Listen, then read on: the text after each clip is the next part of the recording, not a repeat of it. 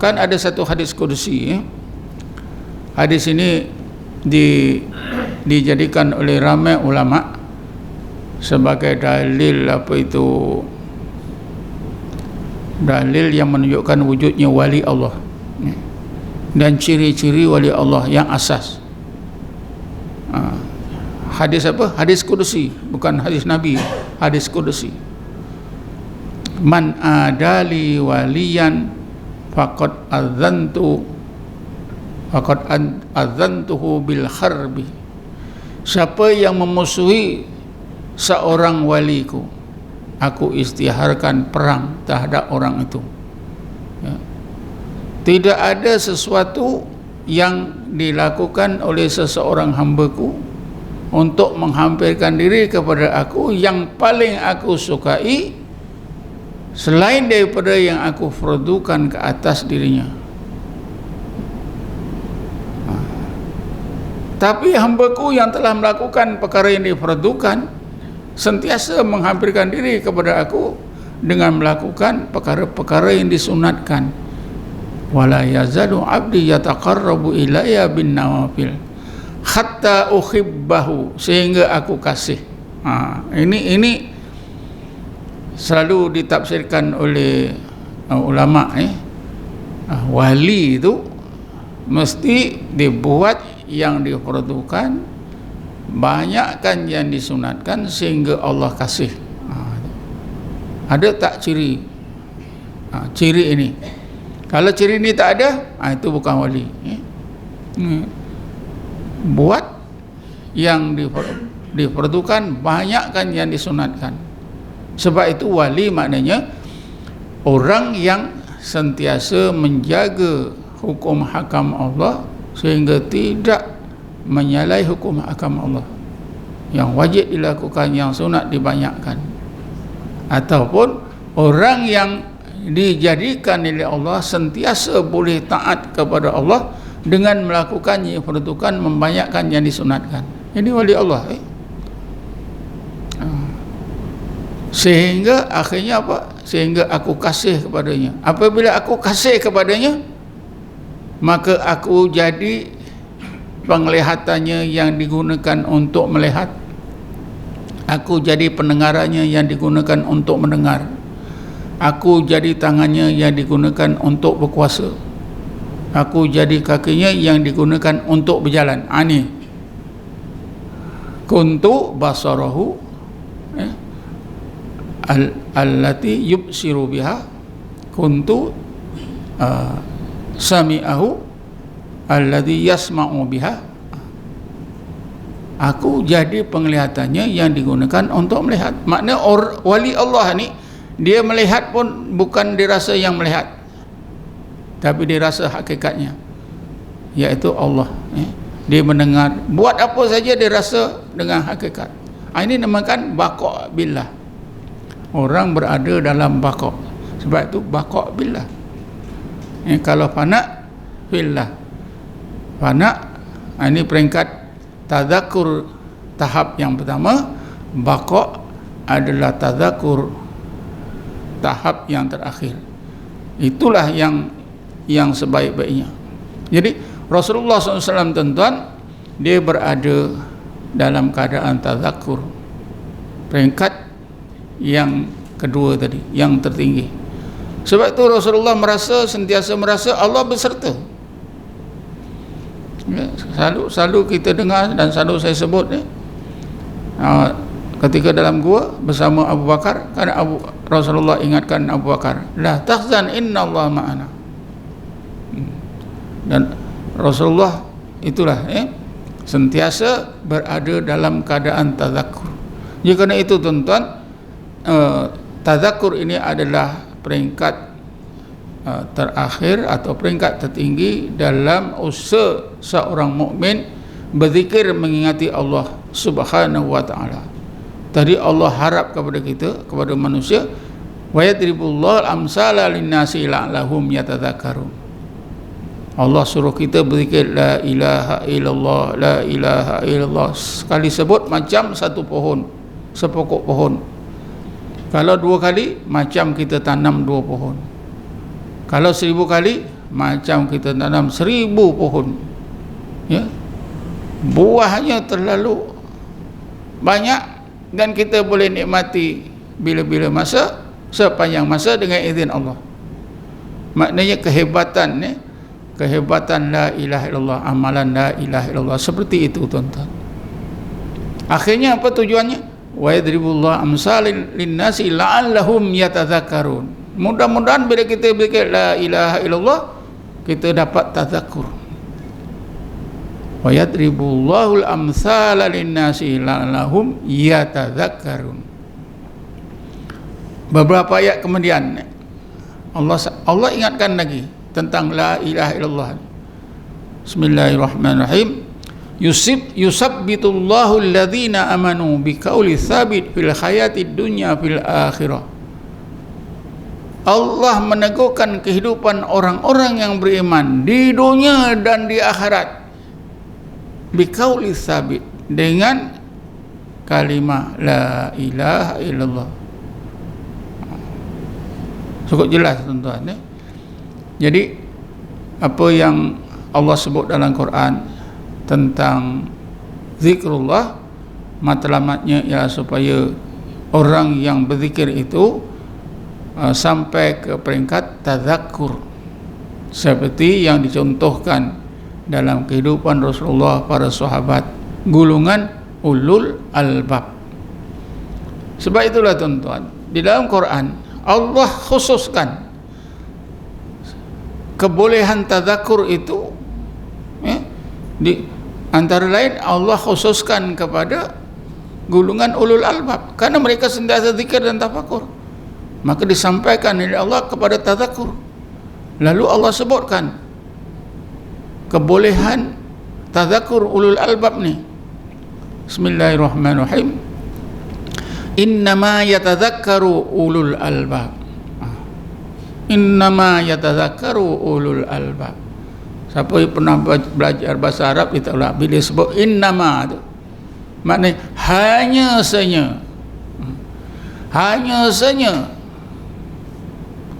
yang menjadi Perdana Menteri Malaysia sekarang ini Najib saja, lain tak ada.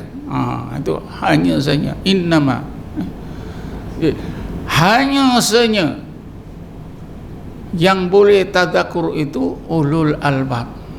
Maknanya orang mukmin yang bukan ulul albab tak akan sampai ke peringkat tazakkur.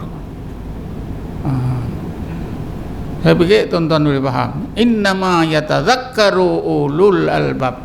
Allah mengharapkan manusia, Allah mengharapkan orang-orang beriman mengingati Allah. Kalau boleh biarlah sampai ke tingkat tazakkur. Tapi Allah dah terangkan siang-siang, yang boleh tazakkur itu ulul albab, yang lain tak boleh.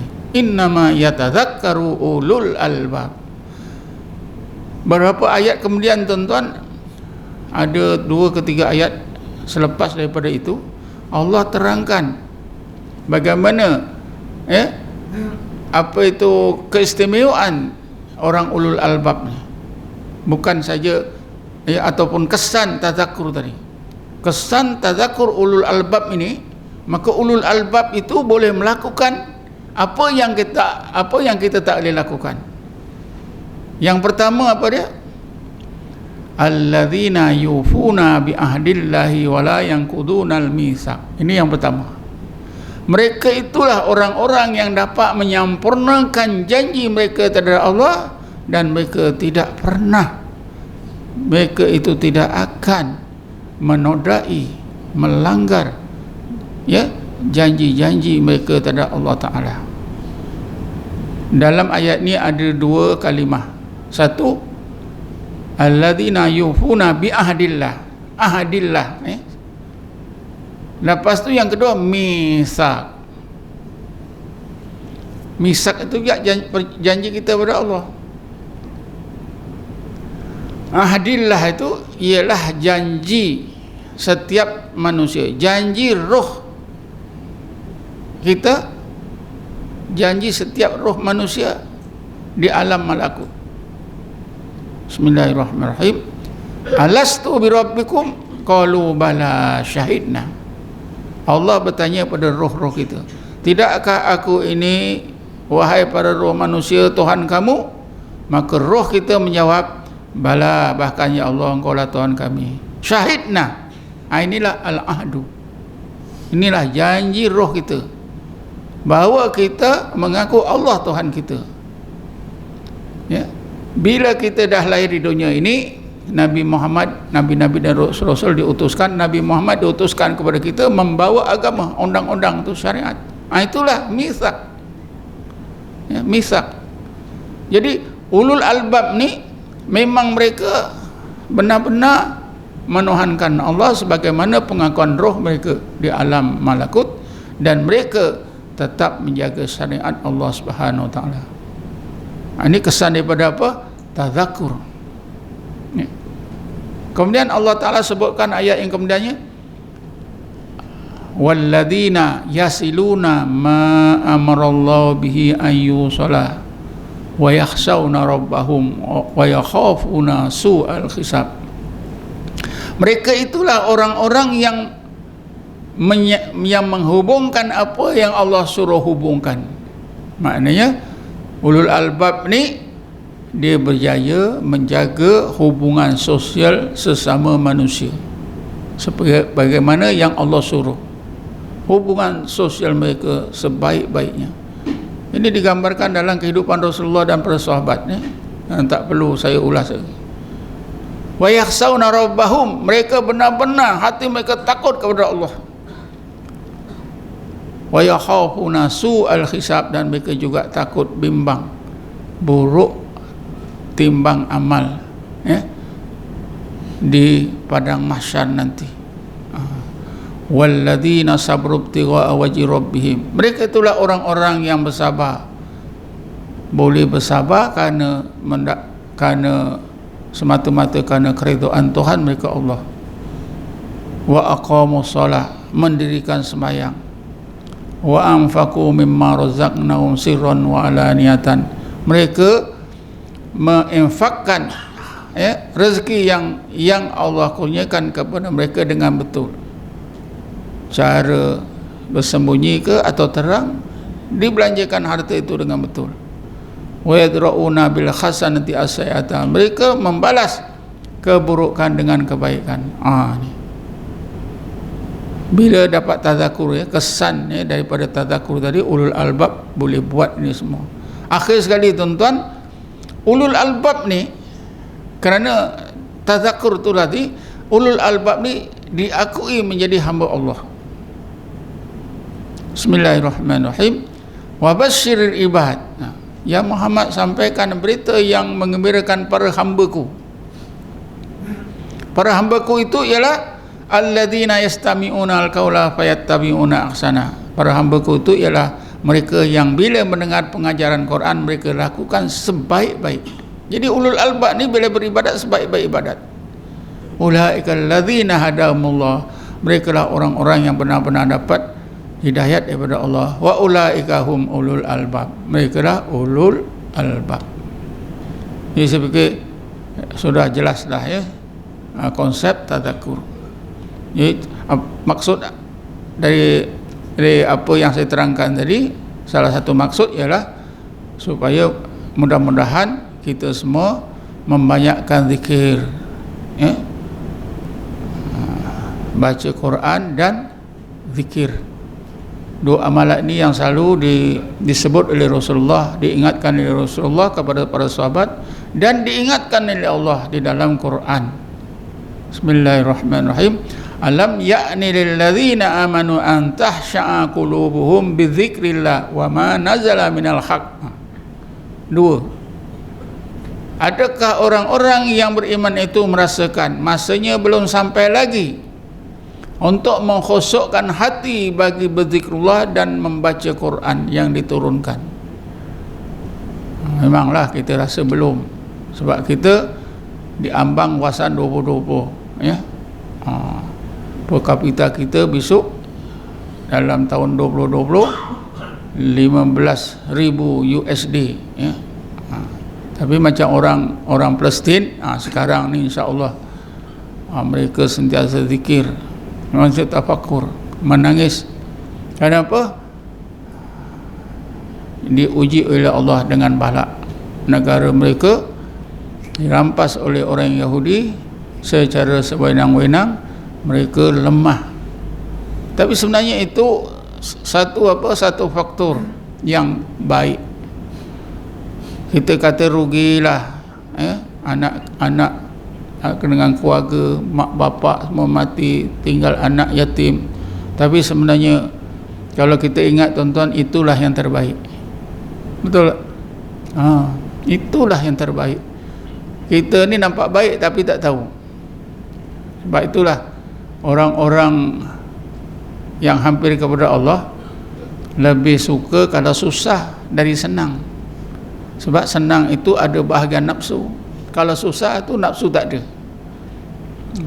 Kalau orang susah tu mana ada nafsu yang nak susah, tak ada. Tapi senang semua nak. Itu nafsu. Jadi masa senang ramai yang tak selamat, masa susah ramai yang selamat. Orang Palestin nampaknya ramai tak selamat, kena bunuh beribu-ribu, tapi sebenarnya mereka selamat. Kita ni tak tahulah, nampaknya selamat tapi tak selamat.